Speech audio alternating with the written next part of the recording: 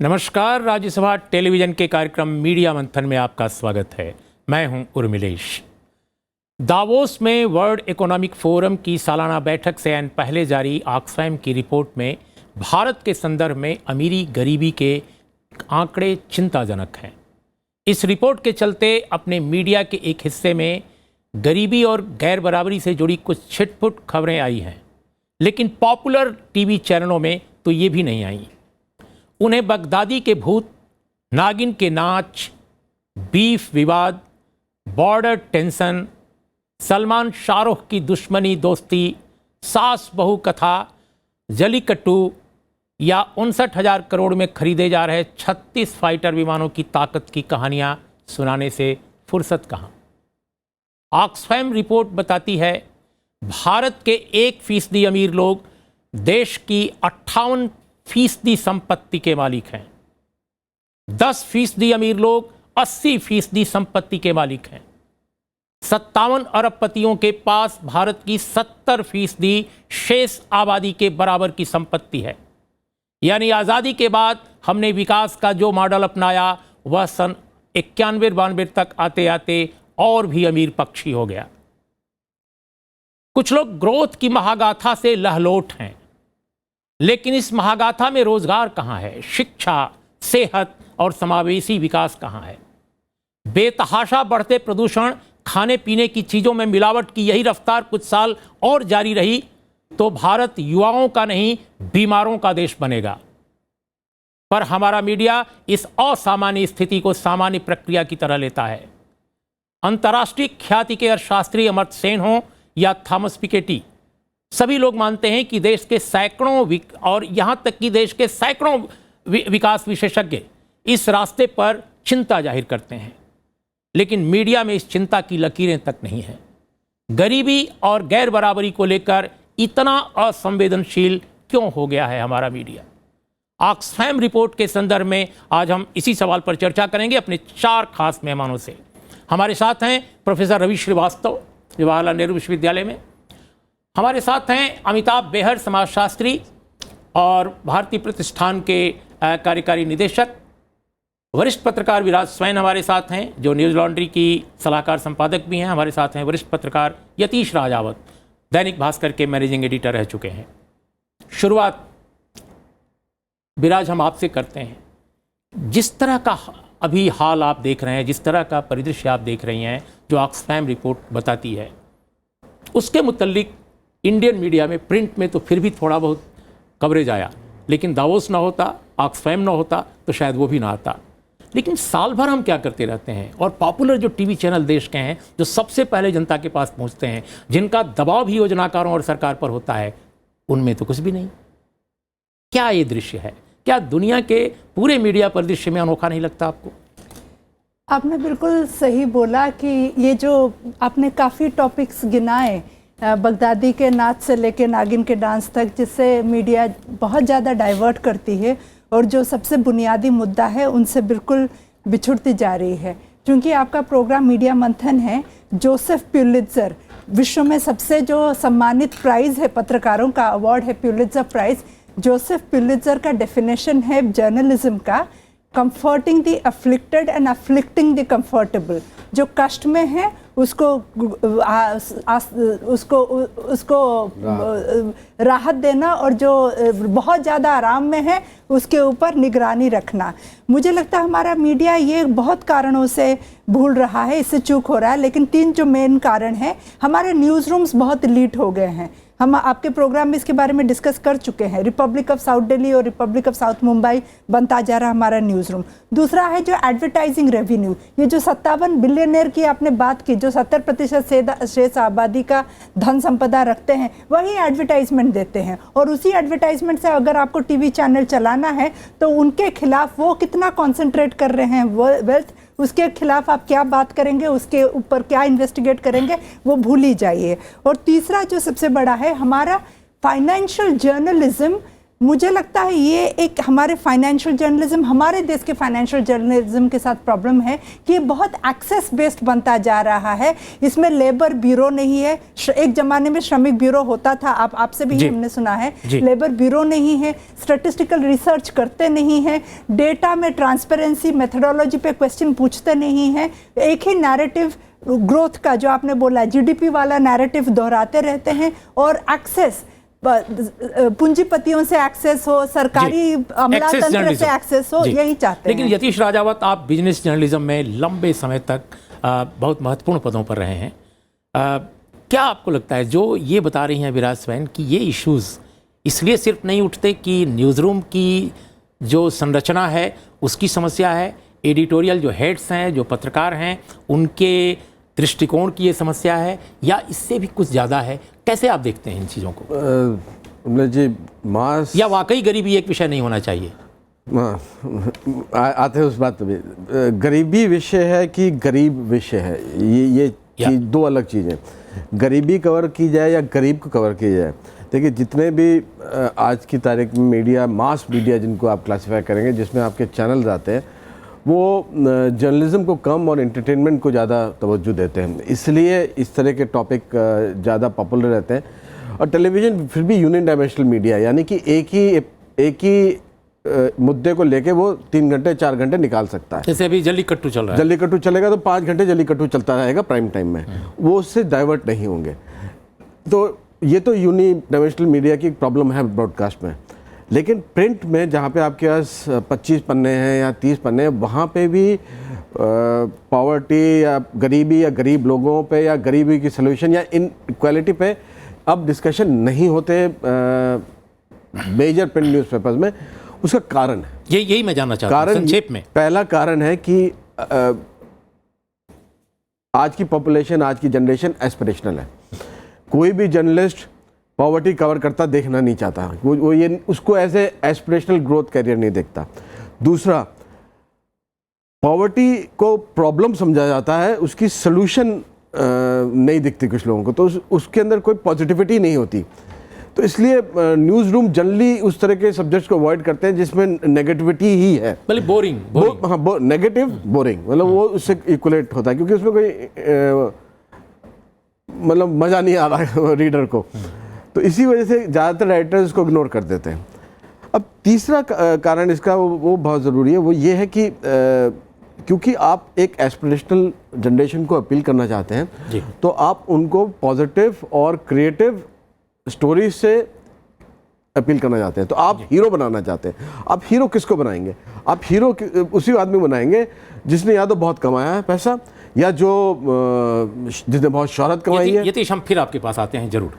अमिताभ बेहर, मैं आपसे समझना चाहता हूं कि जो यतीश राजावत बात कह रहे हैं बहुत ही संयमित ढंग से, बहुत सारे लोग उसको खुलेआम कहते हैं, और वो ये कहते हैं कि भाई आप सन 47 से लगातार गरीबी, गैर बराबरी, ये तमाम इश्यूज उठते रहे हैं, सत्ता के गलियारे से लेकर यूनिवर्सिटीज़ के सेमिनार रूम्स में, मीडिया में भी उठते रहे हैं। तो ये गरीबी और गैर बराबरी बहुत दिनों तक चला। अमीरी पर क्यों ना बात की जाए? गरीबी पर और गैर बराबरी पर बात करते हुए गरीबी और गैर बराबरी जब खत्म नहीं हुई तो लेट्स टॉक प्रॉस्पेरिटी। आप अमीरों के बारे में बात करो, और पत्रकारिता का मकसद अमीरों के बारे में, समृद्धि के बारे में बात करना होगा। राजनीति में भी यही एजेंडा होना चाहिए। अभी मैं एक बार अहमदाबाद गया था एक सेमिनार में, वहाँ भी लोगों ने ऐसे ही कहा कि ये बिहार, यूपी और दिल्ली में बैठ के लोग गरीबी और गैर बराबरी की बात करते हैं, अमीरी पर क्यों नहीं बात करते? तब देश अमीर बनेगा। क्या आप कहेंगे? धन्यवाद उर्मिलेश जी। मुझे ऐसा लगता है कि मैं यतीश जी की बात को ही फिर उठाना चाहूँगा, और उन्होंने कहा कि सवाल ये है कि गरीब या गरीबी पर। मुझे तो ऐसा लगता है कि सवाल गरीब या गरीबी का नहीं है, सवाल समाज का है। भारत के समाज की सच्चाई गरीबी है, और उसको अगर मीडिया नहीं दिखाता है तो वो अपने काम को अधूरा छोड़ता है। और क्यों छोड़ता है उस पर कुछ चर्चा हुई है, मेरे भी कुछ ख्याल हैं। तो मैं तो उस फ्रेमिंग से सहमत नहीं हूँ कि आज आप अमीरी दिखाएं, क्योंकि भारत की सच्चाई वो नहीं है। हम लोग बहुत जल्दी भूलते हैं, हमारी याददाश्त बड़ी छोटी होती है। आज से कुछ 7-8 साल पहले ही, मुझे वर्ष याद नहीं है, पर अर्जुन सेनगुप्ता कमेटी आई थी। उन्होंने रिपोर्ट में कहा कि करीब 80% भारत के लोग रोज़ाना 20 रुपए से कम में जीवन यापन करते हैं। अगर ये हमारी सच्चाई है तो हम कैसे उस अंबानी के 57 मंजिल की दुनिया को सच के रूप में दिखा सकते हैं? तो मुझे ऐसा लगता है, जो दोनों साथियों ने कहा उनसे सहमत हूं, पर बड़ा बुनियादी सवाल है मीडिया की भूमिका एक कैपिटलिस्ट पूंजीवादी सोसाइटी में क्या है। मुझे लगता है कि सिर्फ न्यूज़ रूम्स का एलीट होना नहीं है, बड़ा सवाल है कि पूंजीवादी व्यवस्था में मीडिया इस तरह का रोल कर रही है जिससे कि पूंजीवादी व्यवस्था और मजबूत। और अमिताभ बेहर, तो ये बात केवल भारत नहीं, अमेरिका में भी इन दिनों छिड़ी हुई है, बहुत तेजी से छिड़ी हुई है। और बिराज ने जैसे एक परिभाषा दी मीडिया की, मैं ठीक उसकी उल्टी परिभाषा देना चाहता हूं। एक पूरे पैराग्राफ को मैंने अभी पढ़ा, जो बड़े जाने माने इतिहासकार कार जी हैं, उन्होंने लिखा है, ईएच-कार, उन्होंने लिखा है अलग से कि कैसे मीडिया एक तरह से मार्केट के लिए तैयार करती है कि सबकी कॉमन ओपिनियंस हो और कॉमन इंटरेस्ट हो। तो आप वो कर रहे हैं और वहां असमानता तो छूट ही जाता है। जी अमिताभ, हम आपके पास भी रहेंगे। प्रोफेसर रवि श्रीवास्तव, जहां तक मुझे याद आ रहा है, अर्जुन सिंह गुप्ता कमेटी का उन्होंने नाम लिया, आप उस कमेटी के संभवतः सदस्य थे। एक अजीब हालात दिख रहे हैं कि जब से संरचना बदली है योजना आयोग की, उसका नामकरण अलग हुआ है, नया उसमें एक निज़ाम आया है, तब से पहले होता था कि अगस्त महीने में आमतौर पे गरीबी के, गैर बराबरी वगैरह के आंकड़े योजना आयोग जारी करता था। गलत होता था, सही होता था, अधूरा होता था, अच्छा होता था, संदिग्ध भी होता था, कई बार लोग सवाल उठा, लेकिन पूरे देश के मीडिया में उस बहाने भी एक बहस चलती थी गरीबी को लेकर, या गरीबी कैसे हटाए जाएं, गरीबी हटाने में क्या गलतियां रही हैं सरकारों की, इस पर आलोचनात्मक व्याख्याएं, लेख वगैरह छपते थे। हमने देखा कि उस वक्त भी बहुत सारी कमेटियां बनी हमारे हाल के वर्षों में। अर्जुन सेन गुप्ता कमेटी बनी, इसके अलावा आपकी रंगराजन कमेटी बनी, तेंदुलकर कमेटी उसके पहले थी, बधवा कमेटी थी, एनसी सक्सेना कमेटी थी। तो मेरा ये कहना है कि ये कमेटियां भी अब एक तरह से सिलसिला रुक गया और नीति आयोग से कोई रिपोर्ट भी नहीं आ रही है। तो क्या ये स्थितियां भी मीडिया को कोई खुराक नहीं, मीडिया अपना रिसर्च नहीं करता, ये जैसा विराज ने भी कहा, उसके न्यूज़ रूम की अपनी समस्या है, तो कहीं संरचना में भी ये समस्या है गवर्नेंस की एजेंसीज में? गवर्नेंस की एजेंसीज में तो बड़ी समस्या है। प्लानिंग कमीशन की पहले जो भी सीमाएं थीं, कुछ हद तक वो स्वतंत्र विचार का उसकी एक भूमिका थी, संस्थागत भूमिका थी। नीति आयोग इस समय कुल मिला के बहुत अल्पकाल में जो सरकार की जो वरीयताएं हैं उनके अनुसार काम कर रहा है जी। और सरकार की वरीयता मोदी जी की, प्रधानमंत्री की कतई वरीयता नहीं है, क्योंकि उनकी एक सोच है गरीबी के बारे में और वो इस बात को प्रतिष्ठित नहीं करना चाहते कि देश में गरीब हैं या गरीबी बढ़ रही है या कुछ इस तरह की बातें। तो उस सोच के अंतर्गत नीति आयोग वो तो कहते हैं कि हम तो स्वयं बहुत ही पिछड़ी पृष्ठभूमि से आए हैं और हम गरीबी और गरीबों के लिए काम कर रहे हैं। वो गरीबों के लिए काम कर रहे हैं, लेकिन उनको बार बार ये भी कहते हैं कि गरीबों को बस अब अपने आप गरीबी से उभर जाना चाहिए, अर्थात ये व्यवस्था का सवाल नहीं है। आप अपनी बात और देखिए, कुल मिला के गरीबी और अमीरी जैसे समाज में ये दोनों एक दूसरे के पक्ष होते हैं, मतलब दो पक्ष होते हैं। एक ही समस्या के, एक ही डायनामिक्स के जो अर्थव्यवस्था की है उसके ये दो पक्ष होते हैं। उसी को हम विषमता में देखते हैं, उसी को हम गैर बराबरी में देखते हैं। तो गरीबी को आप हमारा जो कॉर्पोरेट कंट्रोल है मीडिया का, ये एक खास तरह की चीज़ों को लेकर चलता है, क्योंकि कंट्रोल है। और ख़ासतौर से जैसा यतीश जी ने कहा, हमारी सोच भी उस तरह की हो गई है। हमारी खुद की सोच जो वाणिज्यिक मतलब कॉमर्शलाइजेशन के चलते जो हमारी सोच हो गई है, या बाज़ार की ओर एक रुझान भी लोगों में पैदा हो गया है, मीडिया सिर्फ उसकी बात करता है। लेकिन फैक्ट ये है कि गरीबों का चेहरा होता है, गरीबी की गत्यात्मकता होती है, एक डायनामिक्स होती है, और उसमें बहुत सारी दिलचस्प बातें उभर के आती हैं जब आप ये देखने की कोशिश करें। बिल्कुल संक्षेप में एक, क्योंकि हम एक छोटा अंतराल पर जाएंगे कि, लेकिन हम देखते हैं कि जब थॉमस पिकेटी कुछ लिखते हैं इंडिया के बारे में, या अमर सेन की किताब से कुछ पोर्शन लेकर कोई मीडिया छाप देता है कि भारत की मौजूदा समस्याओं को कैसे एड्रेस किया जाना चाहिए, तो उसको फोटो कॉपी करा करके लोग, जहां अखबार नहीं पहुंच रहे हैं, वेबसाइट नहीं पहुंच रही हैं, लोग बांटते हैं और पढ़ते हैं। तो इसका मतलब कि लोग उन नई जानकारियों को चाहते हैं हैं, लेकिन वो मीडिया में आ नहीं रही हैं। तो कहीं ये मैन्युफैक्चरिंग द कंसेंट का ये एक कंटेंट तो बिल्कुल, नहीं ये है? मैन्युफैक्चरिंग कंसेंट की कि लोग बात वही है। चाहते हैं, एक लोग वर्ग वही- एक वर्ग जरूर है जिसकी दिलचस्पी ये हो सकती है कि हम करोड़पति कैसे बने जी हैं, लेकिन एक बहुत बड़ा वर्ग है जो अपनी व्यवस्था को समझना चाहता है, अपनी परिस्थिति को समझना चाहता है। रवि, एक छोटा अंतराल जी। हम लेंगे और फिर आएंगे तो आप लोगों से इस विषय के विस्तार में और जाएंगे। एक छोटा अंतराल से पहले मीडिया मंथन में हम बात कर रहे थे कि किस तरह मीडिया कंडीशनड हो गया है। न्यूज़ रूम जो हैं एक खास ढंग की बात को पहुंचाते हैं और बहुत सारे लोग इस समाज के जो चाहते हैं वो चीज़ें उन तक नहीं पहुंचती। हमने इस आंकड़े में देखा विराज, जो ऑक्सफैम का है, कि 1988 और 2011 के बीच में जो सबसे गरीब 10% भारतीयों की इनकम लगभग 2,000 रुपये बढ़ी है, यानी प्रतिवर्ष 1% की दर से। लेकिन जो हमारे अमीर हैं उनकी जो सबसे जो अमीर 10% केवल हैं, सिर्फ 10%, उनकी 40,000 रुपये बढ़ी, यानी 20%, 25% वार्षिक दर से बढ़ी है। तो ये जो आई मीन जो आमदनी में, आय में, इनकम में जो इतना ह्यूज गैप है, यानी लोग अमीर हो रहे हैं, ये अपनी जगह है। हाँ। भारत खुश हो सकता है कि हमारे देश में अमीर और खरबपतियों और अरबपतियों की संख्या बढ़ रही है, लेकिन जो गरीब हैं वो भी बढ़ रहे हैं बहुत तेजी से तमाम योजनाओं के बावजूद। आप तमाम योजनाएं उनको देते हैं, लेकिन जैसे ही कैंसर का एक पेशेंट एक गरीब किसान के घर आता है, एक बड़ा कोई रोग पैदा होता है, सेहत के नाम पर, जन स्वास्थ्य के नाम पर, उसके सारी की सारी जो बिलो पॉवर्टी लाइन से जो ऊपर उठा है वो फिर बिलो पॉवर्टी लाइन चला जाता है। तो ये जो स्थितियां हैं, क्या इसको योजनाकार नहीं समझ रहे हैं? क्या इसको जो हमारे प्लानर्स नहीं समझ रहे हैं? और अगर नहीं समझ रहे हैं तो क्या आपको लगता है, बिल्कुल इसी से जुड़ा सवाल, क्या मीडिया अगर इन चीज़ों को रिपोर्ट करता तो क्या हमारे योजनाकारों की जो संवेदना है, समझ है, उसका एक विस्तार और दबाव नहीं पड़ता उस पर? तो इससे पहले आपने बहुत ही बड़ी एग्जाम्पल दिया कि नीति आयोग ने गरीबी रेखा रिलीज करना बंद कर दिया है। तो एटलीस्ट 15-20 दिन के लिए जो बेहतरीन डिबेट होते थे, ग्राउंड रिपोर्टिंग होते थे, फैक्ट चेक होते थे, वो भी होना बंद हो गया है। मीडिया का एक काम है पर्सपेक्टिव बिल्ड करना, दूसरा काम है, अगर चौथा स्तंभ है लोकतंत्र में, तो एम्पैथी बिल्ड करना। ठीक है, इसी के लिए जरूरी है बार बार ये बताना कि जो हाशिए पे लोग हैं वो एक बीमारी, एक डिजास्टर, एक ऋण, बस एक के दूरी से हैं गरीबी में वापस गिरने के लिए।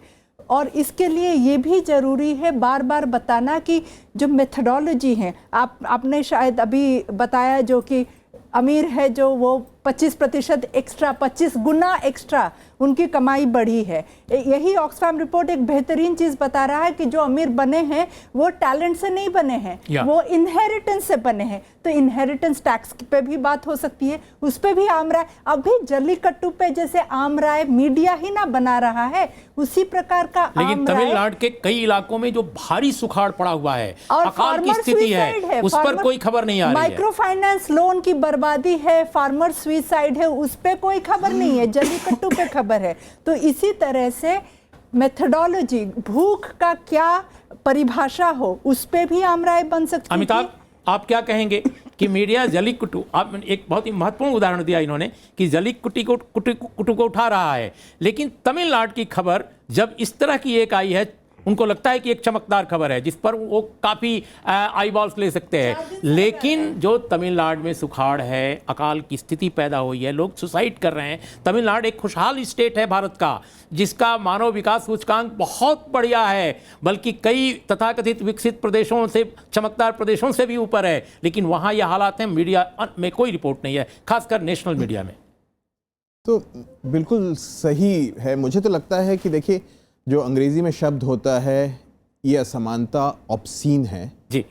हम बहुत सी दूसरी चीज़ों में ऑब्सनिटी ढूंढते रहते हैं, पर इस हमारे जो एकदम आंखों के सामने ऑब्सनिटी है उस पर नज़र भी नहीं दौड़ाते। पर मुझे मामला ये भी लगता है कि सवाल असमानता का जब उठता है तो असमानता से अन्याय भी बहुत दूर नहीं है। और असमानता की हम बात थोड़ी जब करेंगे, 4-5 बार उठेगी, तो बहुत जल्दी बहुत से लोग अन्याय की भी बात उठाएंगे जी। और उसका जो गहरा नाता है असमानता और अन्याय का, वो जब जुड़ने लगेगा तो मुझे लगता है मीडिया और उसके जितने निज़ाम है उनके लिए तो ये मंजूर नहीं होगा कि आप उस असमानता के सवाल को और आग दें और उठाएं। और दूसरा इसमें लगता है कि मतलब आप जब बातचीत शुरू करेंगे, आपने जैसे फार्मर सुसाइड की बात की, आखिर असमानता का भी एक चेहरा है।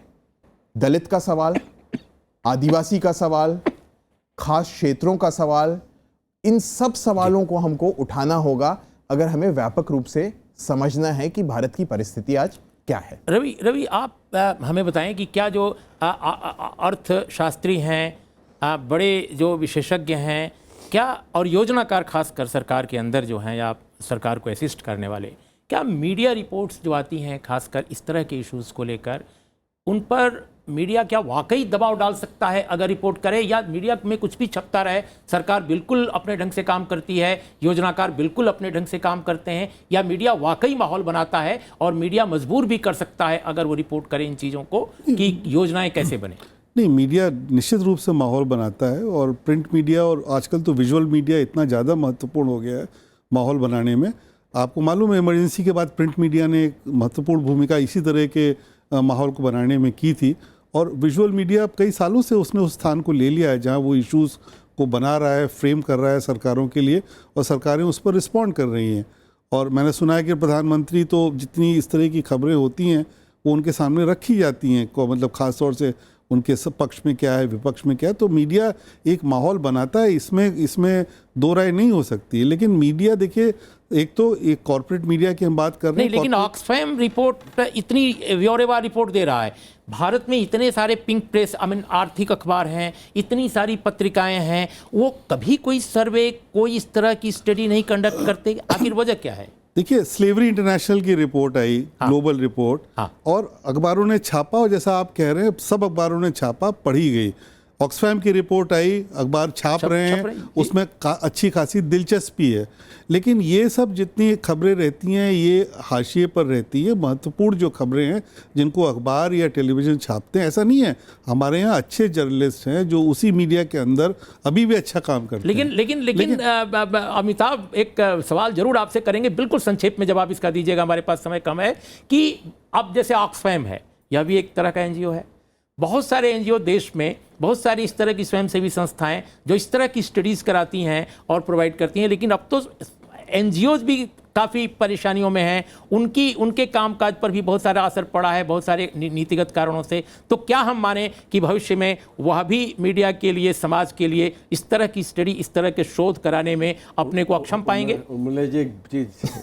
मैं तो यही कहूँगा, देखिए कि हमारे प्रधानमंत्री ने, नहीं, प्रधानमंत्री की बात नहीं, हम जनरल एक जानना चाहते हैं। नहीं, मैं ये कह रहा हूँ, हमारे प्रधानमंत्री ने ऐसे बहुत से साथियों को जो ज़मीन के स्तर पर काम करते हैं, असमानता के सवाल पर काम करते हैं, उनको 5 सितारा एक्टिविस्ट कह दिया।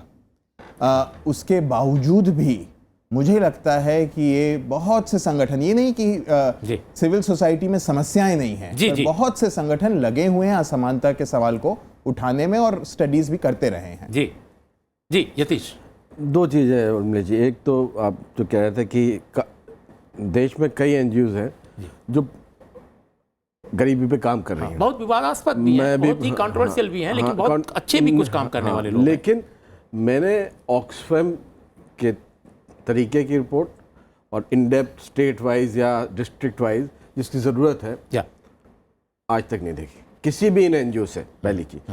दूसरी चीज़, जो ऑक्सफैम की रिपोर्ट है वो क्यों कैरी की जा रही है? क्योंकि वो कंपैरिजन कर रही है रिच का पुअर के साथ, वो पुअर पे नहीं फोकस करी भाई साहब, आप ये समझिए बात।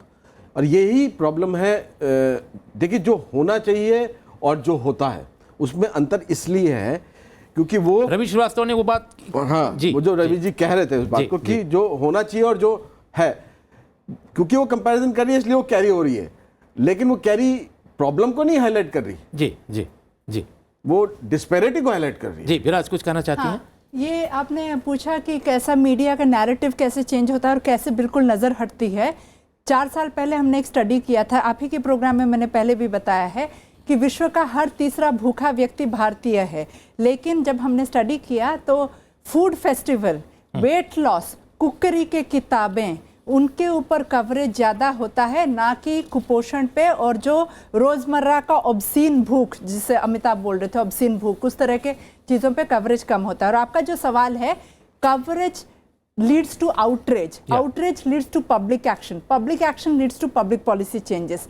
अगर कवरेज ही बंद कर दे तो आप नैरेटिव में इतना बड़ा धक्का दे रहे हैं कि आप बिल्कुल ही कोई अलग चीज पे डाइवर्ट कर रहे हैं अटेंशन, और पब्लिक पॉलिसी उसी तरह से जाएगी। तो मीडिया इसमें कल्यूड कर रहा है, और मोस्टली मेन स्ट्रीम। मुझे डिजिटल मीडिया से बहुत ज़्यादा होप है, क्योंकि मैं खुद भी डिजिटल मीडिया की पार्ट हूँ। लेकिन मुझे लगता है जैसे राज्यसभा टीवी, पब्लिक ब्रॉडकास्टर, उनका भी बड़ा रोल है। उनका रोल है स्पॉटलाइट करना इन सब मुद्दों पर। रवि, अभी हम देख रहे थे यूपी का एक आंकड़ा आया है, बहुत ही दिलचस्प है, जो एक एनजीओ ने ही दिया है, ये भी किसी मीडिया ने नहीं दिया, लेकिन मीडिया ने कैरी किया है कि यूपी के 52% ग्रामीण बच्चे निजी स्कूल में पढ़ रहे हैं। जी, अगर आप हेल्थ सेंटर्स का सर्वे अगर होता, वो और हालात को संगीन बनाते हैं। और भयावह स्थिति है गांवों में, कस्बों में, छोटे शहरों में और महानगरों में। 5 सितारा अस्पताल हैं या तो बिल्कुल फंक्शनल नहीं है प्राथमिक स्वास्थ्य केंद्र, ये हालात हैं। तो ये पहलू आखिर मीडिया के सामने है। दूर नहीं जाना है, निवार्क नहीं जाना है, आपको सुदूर इलाकों में नहीं जाना है। ये क्यों नहीं होता, सवाल इस बात का है। देखिए, 3 चीज़ें आप समझ लीजिए हिंदुस्तान के संदर्भ में ये बातें हैं। एक तो कॉमर्शलाइजेशन, जो कॉर्पोरेटाइजेशन है मीडिया का। दूसरा ये कि मीडिया समाज, हमारा समाज बहुत ही हायरार्किकल समाज है जी। हमें जो गरीबी या परेशानी जो नीचे है वो नहीं दिखती है, क्योंकि ये उन लोगों की परेशानी है, हमारी परेशानी नहीं है जी। ये और समाज में इतना ज़्यादा जो विषमता है दृष्टि की, वो इतनी ज़्यादा विषमता नहीं है।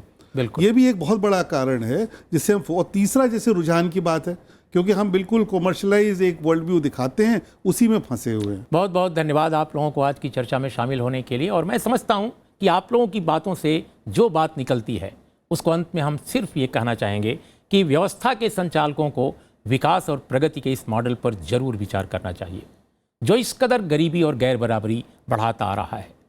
देश के आज़ाद होने के कुछ ही साल बाद डॉक्टर अंबेडकर ने व्यवस्था के संचालकों को चेताया भी था। मैं उन्हें कोट कर रहा हूँ, 26 जनवरी 1950 को हम अंतर्विरोधों के जीवन में दाखिल हो रहे हैं। राजनीति के स्तर पर तो समानता होगी, लेकिन सामाजिक आर्थिक जीवन में असमानता होगी। राजनीति में एक व्यक्ति एक वोट एक हैसियत का सिद्धांत लागू रहेगा, लेकिन सामाजिक आर्थिक जीवन में एक व्यक्ति एक वोट एक हैसियत के सिद्धांत को नजरअंदाज किया जाता रहेगा। हमें इस अंतर्विरोध को जल्दी से जल्दी खत्म करना होगा। अगर ऐसा नहीं किया गया तो जो लोग असमानता के शिकार हैं, एक दिन वे लोकतंत्र की ऐसी संरचना को ध्वस्त करने में जुटेंगे। और आज थॉमस पिकेटी कह रहे हैं कि भारत के एलीट को किसी बड़े शॉक का इंतजार किए बगैर समावेशी विकास में जुटना चाहिए। पर मीडिया हजारों किलोमीटर दूर के बगदादी का भूत दिखा रहा है, अपनी नाक के नीचे नहीं देख रहा है। यह मीडिया की मूढ़ता है या मीडिया की माया? दर्शक स्वयं तय करें। आज के लिए बस इतना ही। देखते रहिए राज्यसभा टेलीविजन। नमस्कार।